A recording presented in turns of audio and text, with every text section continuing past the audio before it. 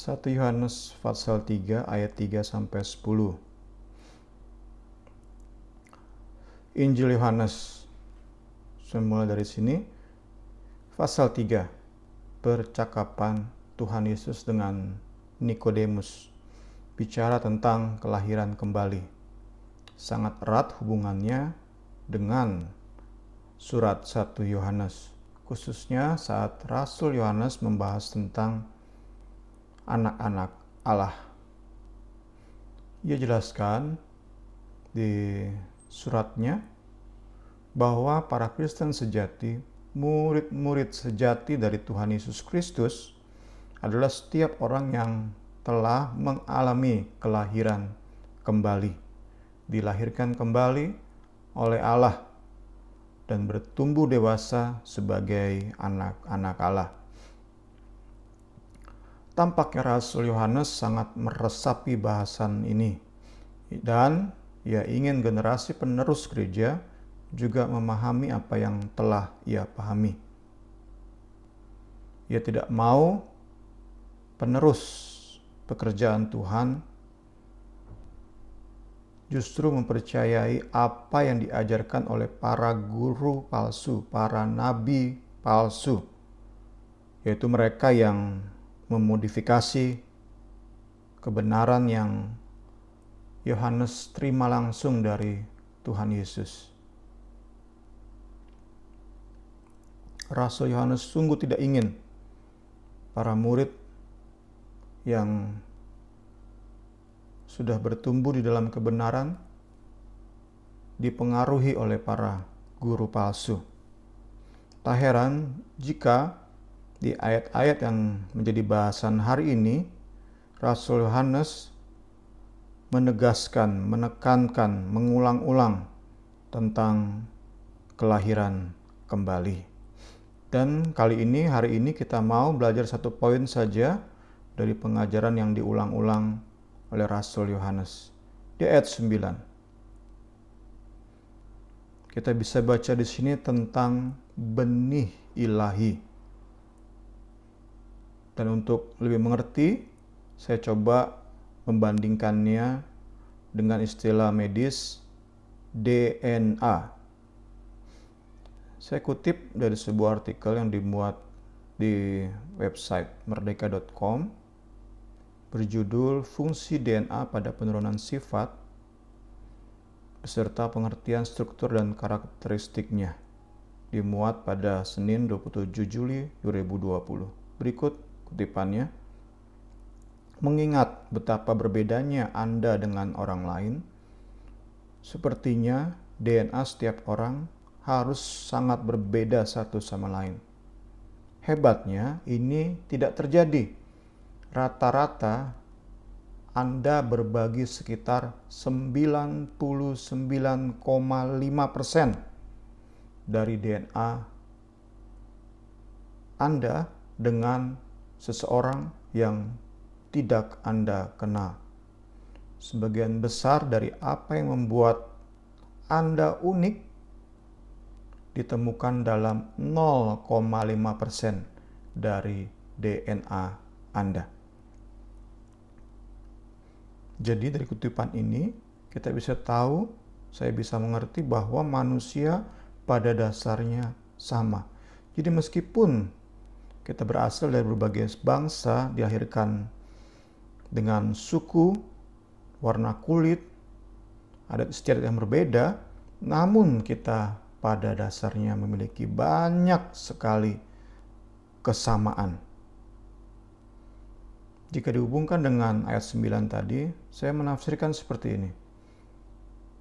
Pada dasarnya manusia terlahir sama-sama suka akan dosa, tidak bisa lepas dari dosa, tidak bisa berhenti melakukan dosa, sama-sama terlahir dengan potensi untuk menikmati dosa. Inilah kita, sebagai bagian dari jutaan bahkan miliaran manusia. Sejak Adam bahkan sampai nanti kiamat. Kita memang memiliki keunikan, perbedaan-perbedaan, namun sebenarnya tidak signifikan. Yang pasti, yang signifikan adalah kita sama-sama di bawah kuasa dosa, terjual di bawah kuasa iblis. Kita sama-sama tertawan oleh keinginan daging. Daging kita ini sama-sama suka sekali dipuaskan oleh dosa. Yang menjadi pertanyaan, kenapa sekarang kita bisa membenci dosa? Kok saya bisa meninggalkan dosa yang dulu saya nikmati, yang dulu saya gemari? Kita yakini sesuai dengan apa yang Yohanes tulis dalam suratnya, kita bisa membenci dosa, bisa benar-benar rindu, ingin berkomitmen meninggalkan dosa, itu semata-mata karena kita sudah dilahirkan kembali. Sekarang kita memiliki benih ilahi, memiliki DNA surgawi. Sehingga kita sekarang punya kerinduan untuk menyucikan diri, punya daya juang, semangat untuk mengejar kekudusan. Kita semakin hari semakin bisa mirip dengan Bapa di surga. Karena kita dilahirkan kembali dan kita adalah anak-anaknya. Bapa kita kudus, suci, DNA tersebut, benih tersebut ada dalam hidup kita sejak kita dilahirkan kembali.